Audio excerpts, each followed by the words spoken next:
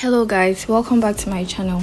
In today's video we'll be talking about how to maximize your UHRS earnings, especially if you're a beginner. I would appreciate it if you like this video and subscribe to my channel. We'll head straight into the video with the first tip.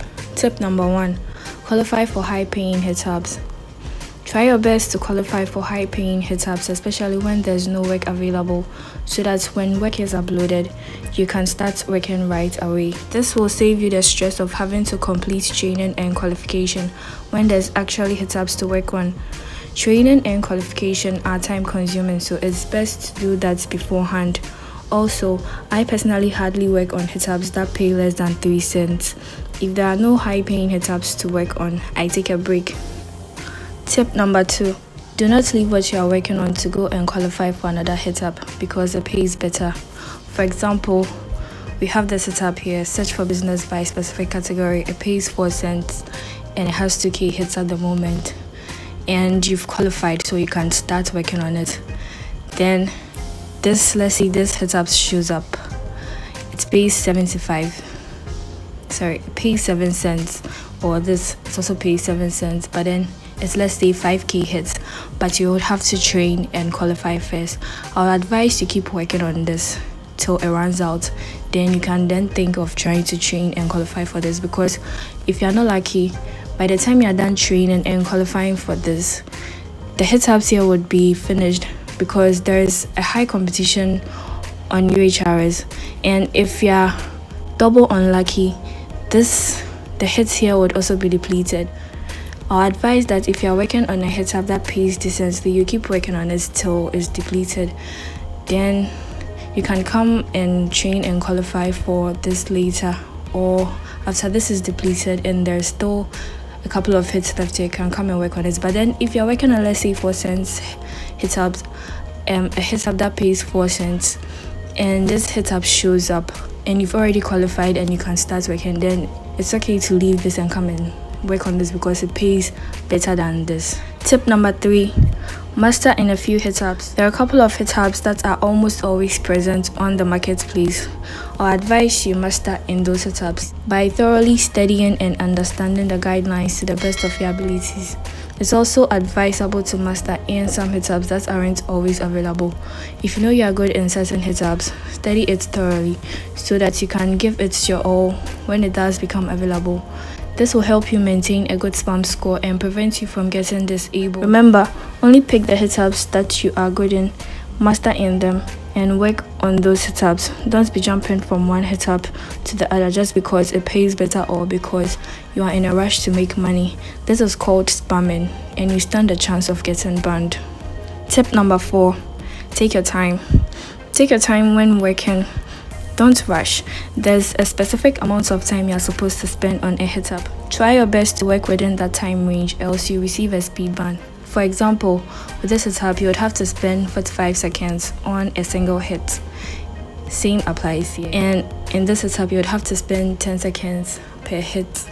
You would have to spend 10 seconds on a hit. The amount of time you spend on every hit varies from hit-up to hit-up, so you would have to be cautious. If you spend less than 45 seconds on a hit here, let's say you're supposed to spend 45 seconds and you spend 5 seconds or 10 seconds to make the judgment, and you keep going at a fast pace, you'll receive a speed ban and you'll not be able to work on it for some time. Sometimes too, the first ban you receive from some hit-ups is permanent, so it's better to stick with the time.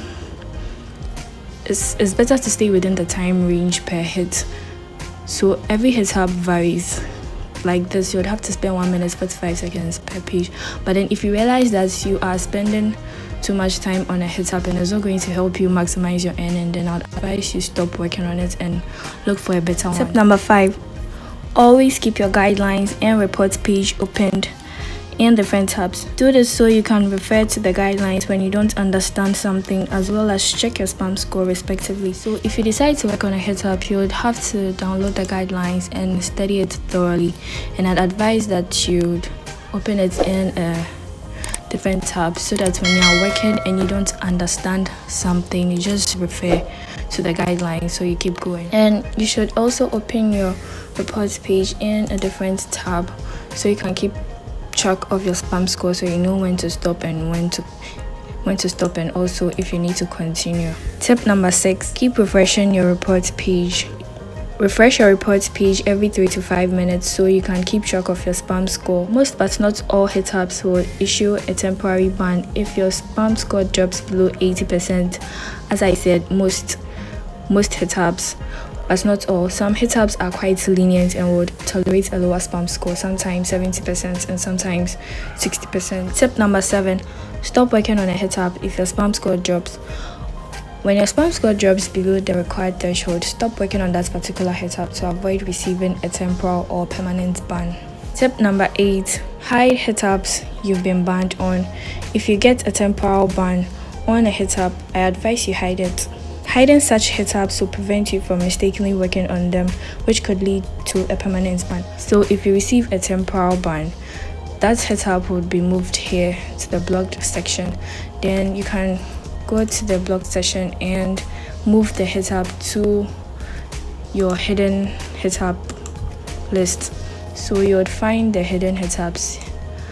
When you come to this page, you just select hidden hit apps and then you'll find the hidden hit app right here. Do this to prevent yourself from receiving a permanent ban if you receive temporal bans on hit apps and you can't keep track of them. Tip number 9, take a break every 15 to 20 minutes. Yes, I know you're probably thinking, why should I take a break when there's work? But the break is very much necessary. I realized personally that the more time I spent working on a hit app, the more confused I got and the more likely I was at making wrong judgments. So taking a break always helps me clear my head. I know we are all not the same and some people are still able to keep judging for long hours with a good spam score, but I still recommend taking a break once in a while. And finally, the last and most important tip, don't be greedy.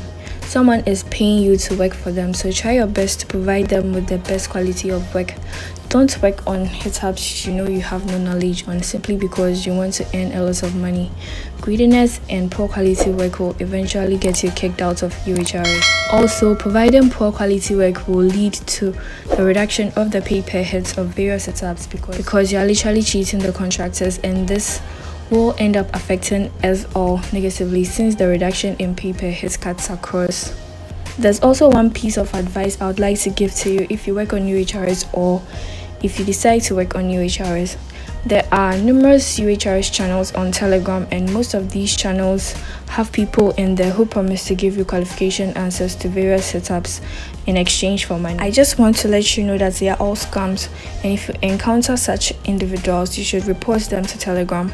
Some of these individuals also claim to sell various accounts such as ClickWicker, OneFormer, Pioneer, and many more, as well as language assessment answers. Please don't fall for their scam. All what they're doing is against the NDAs of UHRS and the other various platforms. Thanks for watching. I hope these tips become helpful to you and help you earn more on UHRS. Please don't forget to leave a like and subscribe to my channel. See you in my next video.